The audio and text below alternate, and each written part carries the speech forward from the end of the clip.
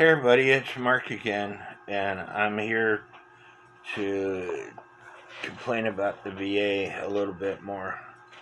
Why I think there's issues with the VA. Back when my mom and dad was alive, my dad had 2 TURP operations.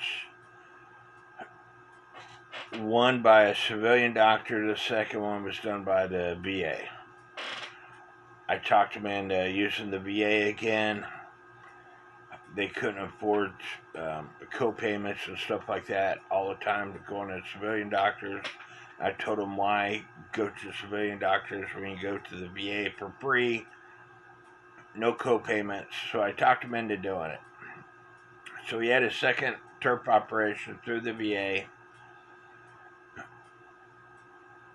He had the biggest prostate that they have ever seen. They said it was bigger than a grapefruit. He was wanting them to do laser surgery. They couldn't do laser surgery. They had to do it the old-fashioned way. And I don't want to go into details on how they do it, but he had to wear Depends afterwards because he constantly dribbled. The VA only provided what was considered bed pass Depends. Bed pass Depends are for people who are not active. They're laying in bed all the time. When my dad was active, he was a mechanic. And because he was wearing bed pass Depends, they leaked, causing his jeans to be wet all the time. This is back when Joanne Emerson was still our congressperson. So I wrote Joanne Emerson, and she approved the veterans to have Depends for active people. They were no longer bed pass diapers. They were actually the brand name Depends. With the elastic, they look like adult Huggies, I would say. So every month, I would order his medical supplies, and every month I would order his Depends because Joanne Emerson is no longer our congresswoman, Congress representative, and I've had dealings with the current, well, might not be current person anymore, but anyway, I would order his Depends every month so I wouldn't have to go through what I had to initially get his Depends. Well, he wouldn't wear them like he was supposed to. And I guess my mom was used to the smell. I would go over there, he'd smell like urine. I'd get onto him all the time. Dad, I got you these Depends. You need to change them all the time. He was stocking up. Because he grew up in the Depression, he would tell me, I'll use them when I can no longer get any. And I'm like, well, you get them every month, so use them. So when my mom passed away, I made a promise to my mom on her deathbed that I would take care of my dad. So I would order his meds every month. And when I ordered his meds every month, I would go ahead and tell the VA to go ahead and send me refills on medication that I needed. Well, they would send me everything. And next month I would order them and I'd say, I only want you to send me the medication that I need. And they would send me everything. Well, when my dad passed away, we went through the house. Prior to him passing away, he had over 40 boxes. I said 40 boxes. Each box contained 4 packages, I believe. It's either 2 or 4 packages of Depends. And if you go to the store and try to buy these things, they're about $25 a package. At one time, he had over 40 boxes of Depends. And I went into the house one day, and all those Depends, but a box or two, were gone. And I asked him, "What'd you do with all these Depends?" "I don't know." He gave them to his drug addict neighbors or associates that would come up and use and abuse the elderly. My dad could take you to every house in Ripley County, or I take that back. My dad could take you to several houses in Ripley County where he would take his drug-addicted neighbors to make their drug deals. I was told that they were over his house one day rolling up marijuana for the intent to sell. This was before marijuana became legal. And I went over to the house and I talked to him about it, and he denied it. We played a game of canasta. And during that game of canasta, I could always tell when my dad was lying to me. But during that game of canasta, he would admit that they were over at the house rolling up marijuana. And I told him, "Dad, that's considered a felony. If you get caught with them rolling up marijuana because it's your house, you're going to get a felony. And because you get a state Social Security check, a government check, they could take your check away from you."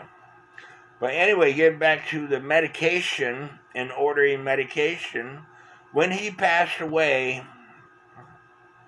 we found bottles and bottles of medication that was unopened.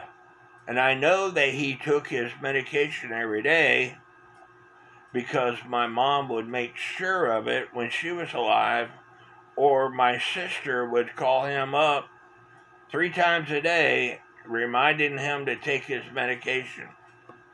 Now let me show you something else. Like I said, when I would call up the VA to order my dad's meds, I would have them to send my meds.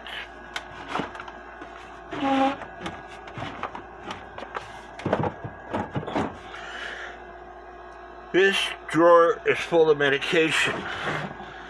This drawer is full of medication. This drawer is full of medication.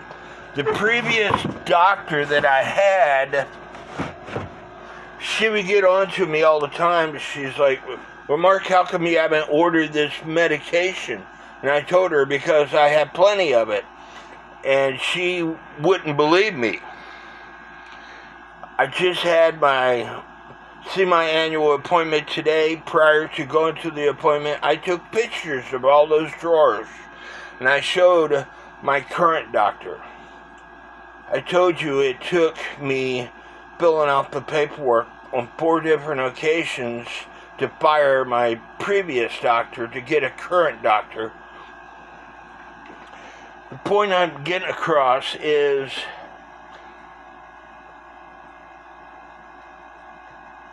if you look in those drawers, I get a prescription of methylcarbamol, pregabalin, and hydrocodones every month. But you will not find any of that in there. That's because that kind of stuff is accounted for. And so if you have a 30-day supply of hydros, let's say you get it on the 1st, they're not going to give you another 30-day of hydros until the 1st. It should be the same way with all the other medication that you get. That way, it's not a waste of medication. I told my doctor today I would call the VA when I'm out of something, and it might be several months or a year or so before I'm out of something. Even though I take this stuff all the time, I have a stockpile here. My new doctor believes me, where my old doctor didn't believe me. So I had an appointment at the VA today, and this entire box has got to do with my old hearing aids. And they ordered me new supplies for my new hearing aids, but somehow somebody got the order wrong. And this is a brand new package of batteries.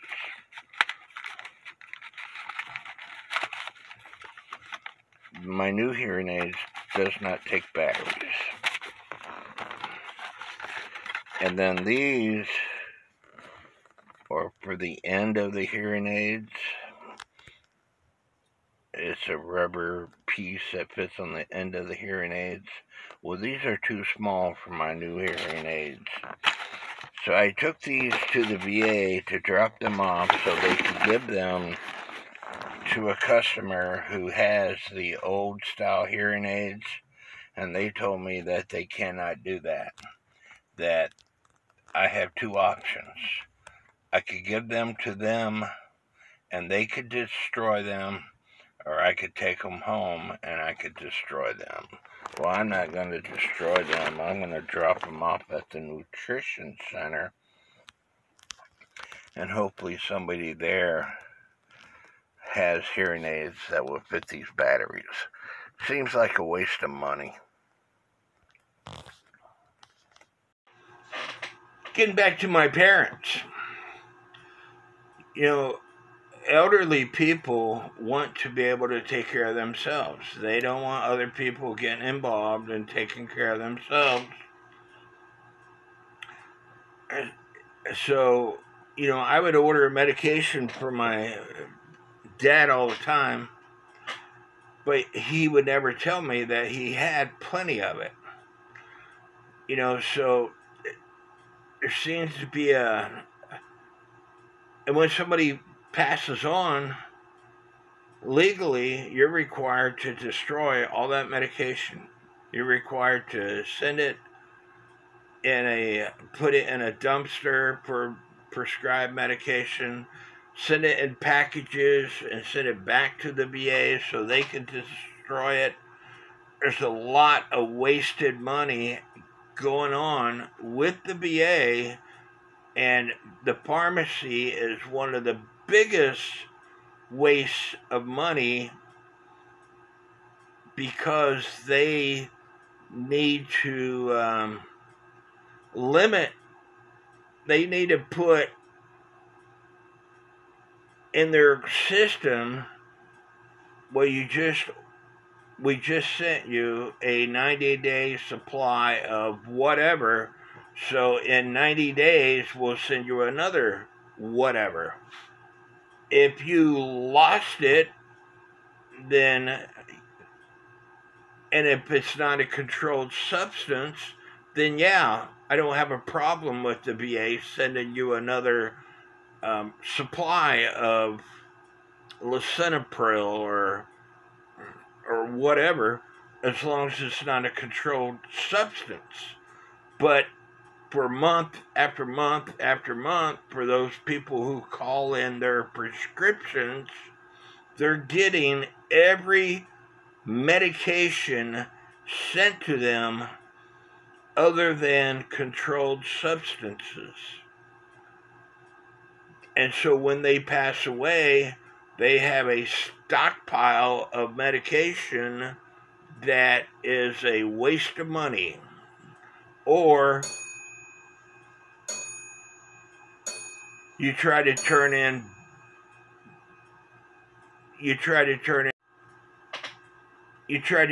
stuff like batteries that are brand new, and their procedures is they can't take them. Why? It's a waste of money.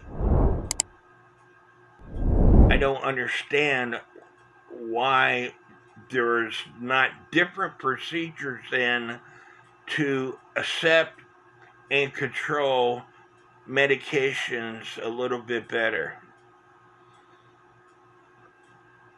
If y'all have any inputs,